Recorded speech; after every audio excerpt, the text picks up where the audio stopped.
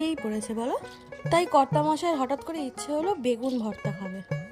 তাই আমি বললাম যে তাহলে নিজেই করে নাও। তো দেখো, খাবে বলে নিজেই লেগে পড়েছে। বেগুনটা আগে কেটে তার মধ্যে রসুন দিয়ে দিল, দিয়ে এবার তেল মাখিয়ে পোড়াতে বসিয়ে দিল। আর এই শীত মানে তো যত কিছু ভর্তা হাবি জাবি জিনিস খাওয়ার সময়, কারণ যাই খাও না কেন তাই হজম হয়ে যাবে, এই কালের মতো তার কাল হয় না। বেগুনগুলোকে দিয়ে গ্যাসের মধ্যে এখানে কাটাকুটিও আরম্ভ করে দিয়েছে। পেঁয়াজ, ধনে পাতা, কাঁচা লঙ্কা এগুলো কেটে এবার দেখো পোড়ানো কমপ্লিট। ছালগুলোকে ছাড়িয়ে নিয়ে ভালো করে এবার চটকে চটকে মাখার পালা। প্রথমে নুন, কাঁচা লঙ্কা, পেঁয়াজ, ধনে পাতা সবকিছু একসাথে দিয়ে ভালো করে চটকে মাখছে।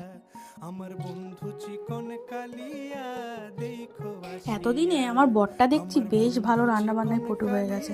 দেখো এখানে ভর্তা কমপ্লিট, এবার রিভিউ দেওয়ার পালা। তোমাদের কার কার এই শীতে বেগুন ভর্তা খেতে ভালো লাগে আমাকে কিন্তু অবশ্যই কমেন্ট করে জানাবে।